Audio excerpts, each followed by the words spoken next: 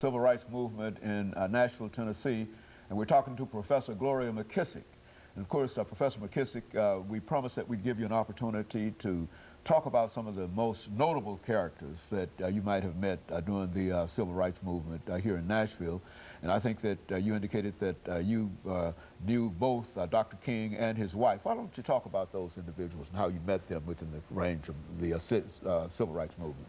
Okay, well, there were a number of people that I met at that time, but living in the moment, I didn't know their historical significance as they became icons in the movement. Dr. Bernard Lafayette, for example, is a good friend of mine today. John Lewis was active in the movement. Of course, he's a congressman now. So they were just other students, just like, you know, myself. The movement brought a lot of important people to Nashville. Some I was conscious of their importance. I remember when Sidney Poitier came to Nashville to support the movement, and I got to meet him and talk to him. He was very personable. And Ralph Abernathy and Stokey Carmichael. I belong to SNCC, Student Nonviolent Coordinating Committee. I still have my pen. So I came in contact with those people. Martin Luther King, I was involved in the march in Detroit, which preceded the Great March in Washington, D.C. in 1963. And thousands of people marched down Woodward Avenue to the Riverfront Cobo Hall to hear King speak. And you couldn't get inside of the place, and we were on the lawn trying to hear him. And I remember so distinctly Dr. King saying, "I have a dream, I have a dream." I couldn't make out much more, but I heard, "I have a dream." And of course, later in my studies and time, I realized that he gave that speech prior to his Washington speech. And when he was in Washington, he was giving this speech, and someone kept prompting him in the background, "Tell him about the dream, tell him about the dream," because he hadn't even planned to say that. So his real "I have a dream" speech was actually said in Detroit, Michigan, and I wonder what would be the significance of the speech and so forth if he had never said it in Washington, D.C. But I remember that very clearly. My contact with Coretta Scott King came many years later. I was selected to represent the state of Tennessee and work at the Martin Luther King Center for Social Change in Atlanta. They selected one educator, or sometimes two, from each state, and I was the one from Tennessee.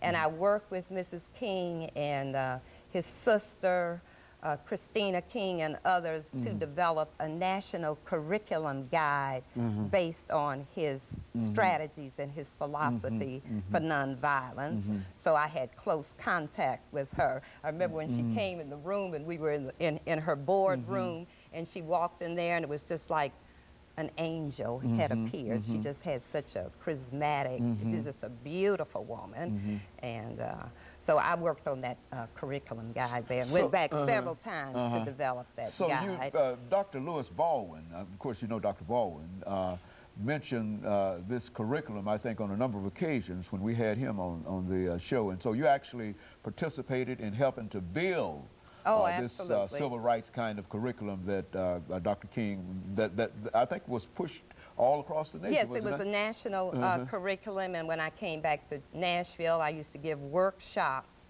on Keynesian nonviolence and introduce that into the metro school system, and it became a very intricate part of my teaching. Every student I had to learn the steps for conflict resolution, and I bet if you met one today, they'd be able to give you those steps and how to use them. That was a very, very important part of it. As a matter of fact, you mentioned Dr. Bernard Lafayette. He gave us Dr. King's principles on nonviolence at one time, and I would imagine those are the same. They're all intertwined together. So that was one way that the movement had an impact on my life as an educator. I was able to become a part of curriculum guide writing. and then to influence the young people in the school system. Well, now, you were in Tennessee when Dr. King was assassinated in 1968. Yes, I was. Now, why don't you say something over the last 4 or 5 minutes that we have in reference to that? Because I try to at least elicit from all of my guests at least some statements in reference to that. But what impact did that, after having worked in the movement for a while and having perhaps not worked directly with Dr. King, but certainly been influenced by Dr. King, what impression did you get in reference to that? I mean, what happened that day? It was devastating. The first devastation came with the assassination of John F. Kennedy, and it was one thing after another. But it was like I had lost a member of my family. It was like all hope was gone, and where do we turn now? And can it get any worse? And I remember the troops in Nashville.